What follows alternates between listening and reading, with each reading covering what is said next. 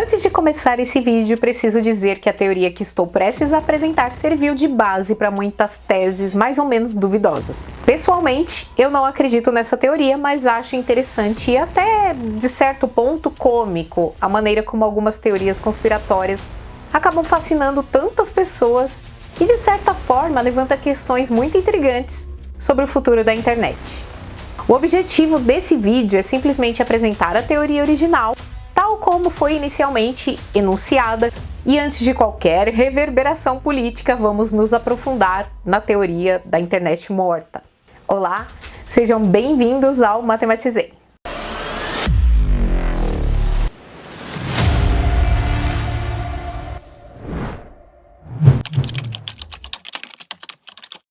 Tenho certeza de que cada um de vocês já cruzou o caminho de um bot na internet, que é uma inteligência artificial composta de linhas de código tentando reproduzir o comportamento de um ser humano.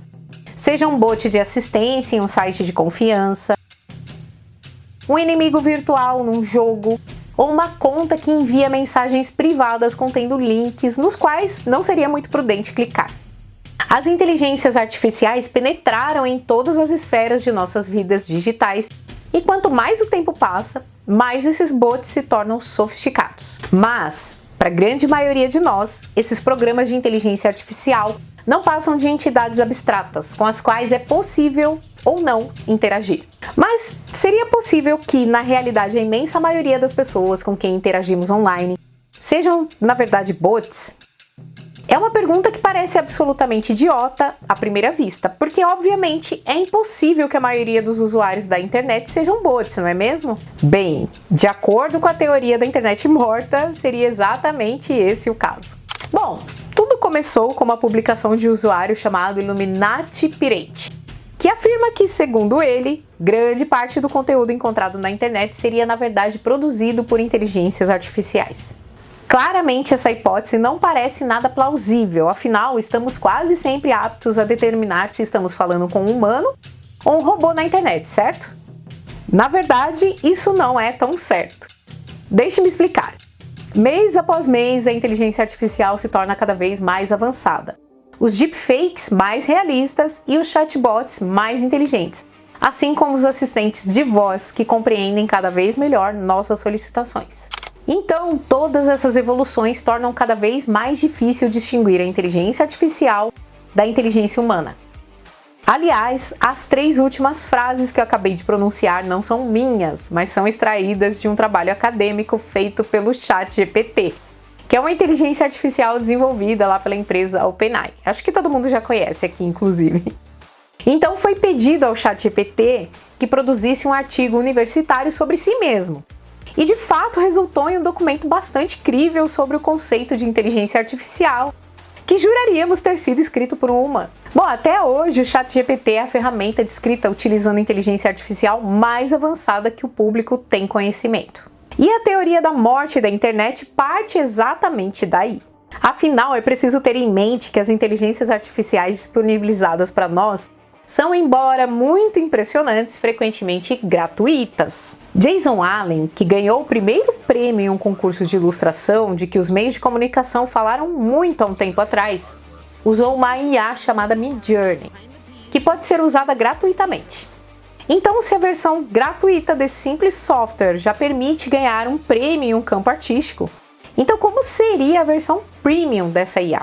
Enfim, para os defensores dessa teoria, governos e big techs teriam acesso a essas versões aumentadas de inteligência artificial, perfeitamente capazes de emular uma inteligência humana. Ok, então vamos admitir que esses bots existam de fato, mas qual seria o objetivo deles? Bem, de acordo com essa teoria, haveria 2 grandes objetivos. O primeiro, e mais óbvio, seria o marketing online, usado para influenciar os compradores a desejarem certos produtos. Em 2020, as compras online lá na Europa representaram cerca de 80% do total de mercadorias compradas por indivíduos. Naturalmente, esse poder do comércio online revolucionou o mundo do marketing, que rapidamente seguiu essa evolução tecnológica. E além disso, surgiram os influenciadores que vendem na realidade sua vasta audiência às big techs. Hoje, Todos concordamos que nenhum setor escapa ao marketing online, nem mesmo a indústria musical com seus inúmeros escândalos de compra de streams, que criam uma audiência falsa, mas um número real de reproduções nas plataformas de streaming. Então, em todos os setores encontramos o mesmo esquema, um sistema que gera lucro graças aos bots. Tá, mas o que isso tem a ver com a ideia de que bots dirigem secretamente a internet? Bem, a teoria afirma que as contas por trás das quais escondem bots criam tanto conteúdo baseado em marcas, como a redação de avaliações positivas, por exemplo, e também podem, pelo número, aumentar sua visibilidade nas redes sociais e na internet em geral. Anteriormente usei o exemplo da indústria musical, mas na verdade na internet as primeiras publicações, os primeiros vídeos ou os primeiros perfis que você encontra são os mais populares. Então a fórmula é implacavelmente sempre a mesma: visualizações e curtidas atraem mais visualizações e mais curtidas.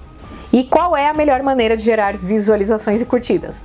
Usar bots, obviamente. A outra razão que justificaria a existência desses bots seria a manipulação da opinião pública. Essa razão se basearia, de acordo com a teoria, exatamente no mesmo princípio: permitir que determinado partido ou candidato aumente sua influência sobre populações-alvo. Já houve muitos casos comprovados de desinformação, especialmente em campanhas presidenciais ao redor do mundo. Pessoal, e já deixando claro, não estou aqui para debater questões políticas. Todos os comentários a respeito sempre são excluídos. Para ficar claro, porque infelizmente sempre aparece um desavisado. De fato, com o exército de bots, parece muito simples impor uma narrativa particular a uma população. Mas a teoria vai além, explicando que na realidade, a grande maioria das informações e entretenimento que consumimos atualmente seria na verdade produzida em massa por alguns governos. Como eu mencionei no início desse vídeo, há muitos elementos nessa teoria que para mim são incoerentes, improváveis e altamente conspiratórios. Mas isso não significa que todas as partes dessa teoria sejam infundadas. Em 2018, um estudo conduzido pelo Ghost Data, que é um centro de pesquisa independente, revelou que 9,5% das contas do Instagram eram na verdade falsas, criadas e administradas por bots se passando por humanos. Bom, no final isso representaria cerca de 96 milhões de contas falsas apenas no Instagram. E aqui estamos falando de bots detectados. Mas essa problemática não é exclusiva do Instagram. Longe disso. O Facebook anunciou ter já excluído vários bilhões de contas geradas por bots para combater a propagação de fake news em sua plataforma. Mas, mesmo após essa limpeza, eles anunciaram que ainda restavam cerca de 16% de contas que seriam bots ou mais geralmente falsas. Ano após ano, as estatísticas não fazem nada além de aumentar, chegando a dobrar entre 2015 e 2019. Dado o progresso exponencial da inteligência artificial, é possível que esses números sejam muito maiores e que não saibamos nada a respeito. Bom, a teoria também afirma que na realidade a proporção de usuários humanos e bots se inverteu em 2015 e que nós, humanos, agora somos a minoria na internet. Bem, mesmo que eu pessoalmente não esteja convencida por essa ideia, acho que não devemos negar o fato de que os bots estão entre nós e que seu número, assim como sua influência, continua crescendo. Há um elemento exposto nessa teoria que eu acredito firmemente: o poder da maioria e sua capacidade de esmagar opiniões minoritárias. A influência de um grupo sobre um indivíduo foi demonstrada várias vezes por muitos experimentos de psicossociologia. Vamos pegar o exemplo dos experimentos de conformidade de Asch, que ilustram perfeitamente essa ideia. Um protocolo científico foi estabelecido em que foi pedido a 8 jovens estudantes algo muito simples: 2 folhas de papel, uma com uma linha e outra com 3 linhas nomeadas A, B e C. Uma dessas 3 linhas era do mesmo tamanho que a linha da primeira folha, enquanto as outras 2 eram claramente mais curtas ou mais longas. Foi então pedido aos estudantes que identificasse qual dessas 3 linhas tinha o mesmo comprimento da linha isolada na primeira folha. Mas, na realidade, como frequentemente acontece em experimentos psicossociais, dos 8 participantes, 7 eram atores pagos e apenas um era o verdadeiro sujeito do experimento. Os atores foram instruídos a escolher sistematicamente uma das duas linhas erradas antes que a pessoa conduzindo o experimento entrasse na sala para pedir aos participantes o resultado. Os participantes, ainda no papel, e o cobaia tiveram alguns minutos para discutir entre si. Em 15 grupos, contendo uma cobaia cada, 12 cobaias se alinharam sistematicamente com a opinião dos 7 atores, levando-os a escolher uma linha claramente de comprimento diferente da linha isolada na primeira folha. Então, depois do experimento, os participantes foram entrevistados e a justificativa dos 12 foi a mesma. Nós apenas seguimos o grupo. Muitos outros estudos psicossociais foram conduzidos sobre o mesmo assunto e sempre chegamos à mesma conclusão. Na imensa maioria dos casos, as cobaias se conformam ao grupo independentemente de as respostas dadas pela maioria serem absurdas ou não. Então eu não quero distorcer nem simplificar demais os resultados desse estudo, tá? Mas parece difícil contestar que está enraizada na natureza humana a aversão a ser diferente da maioria e a expressar uma opinião manifestamente impopular em relação ao grupo, favorecendo respostas idiotas, mas mais consensuais e compartilhadas.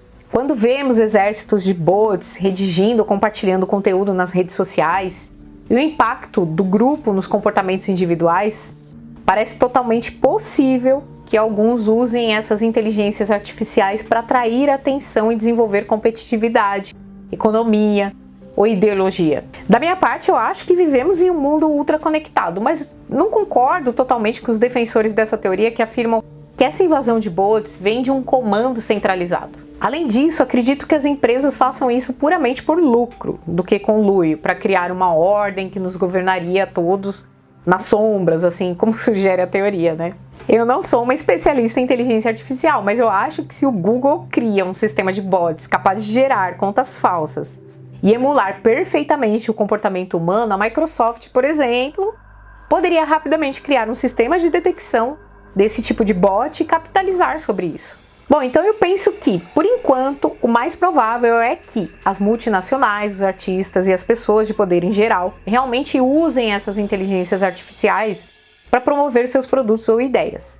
Da mesma forma, estou convencida de que há muitos criadores de conteúdo e outros influenciadores que criaram ex nihilo, ou seja, do nada, comunidades fictícias usando bots para aumentar suas audiências e assim obter a graça dos algoritmos. Um exemplo francês ilustra perfeitamente esse fenômeno. David Michigan, que é um influenciador com mais de 18 milhões de seguidores no Instagram, de quem ninguém nunca ouviu falar.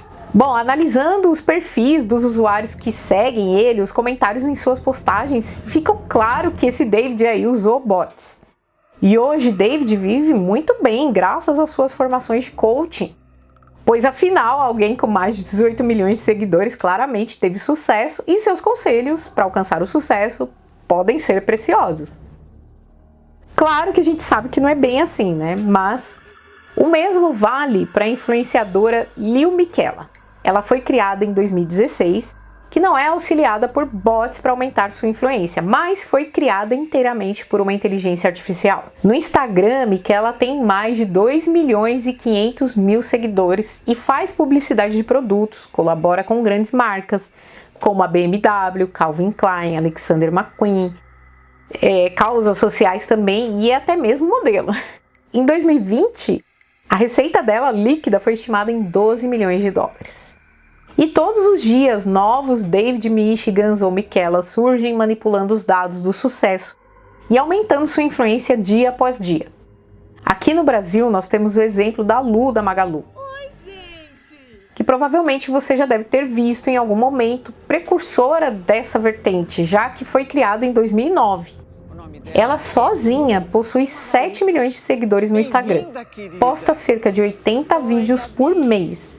E se fosse monetizada, poderia ter gerado até 13 milhões e 200 mil reais em um único mês. O que provavelmente acontecerá nos próximos anos, graças ao progresso exponencial da tecnologia, é a proliferação de contas semelhantes à de Miquela que mês após mês serão cada vez mais difíceis de diferenciar das contas geridas por humanos. Mas eu acho que essa ameaça deve ser relativizada, porque nem todas as empresas usam bots de maneira maliciosa, longe disso. Sabendo utilizá-la, podemos extrair muitos benefícios dela. Então, gostaria muito de ler nos comentários suas opiniões sobre essa teoria e sobre o impacto da inteligência artificial em nossas vidas digitais. Na minha opinião, penso que, ao contrário do que afirma essa teoria, os bots que nos rodeiam ainda estão longe de ter consciência de si mesmos e só podem realizar tarefas relativamente simples.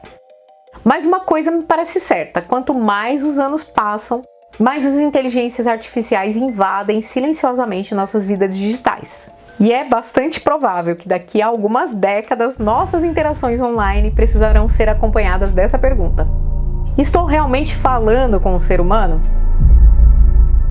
Então, não recorrendo a bots para comentar massivamente meus vídeos e melhorar seu ranqueamento, preciso pedir novamente a vocês, humanos, que se inscrevam e compartilhem esse vídeo com seus amigos humanos. Certamente é menos eficaz que um exército de bots, mas pelo menos vocês decidem plenamente o apoio que me dão. Bom, agradecimento especial, como sempre, aos membros do canal. Se você ainda não é, considere se tornar um ou ser apoiador do canal. Aqui do lado tem o QR Code da nossa chave Pix, bem como no primeiro comentário fixado, e ainda tem o botão Valeu Demais, logo abaixo. Através da contribuição de vocês, estamos sempre nos empenhando a melhorar a qualidade dos nossos vídeos para vocês. Pessoal, era isso que eu tinha para falar. Um beijo no coração de vocês e até quarta-feira.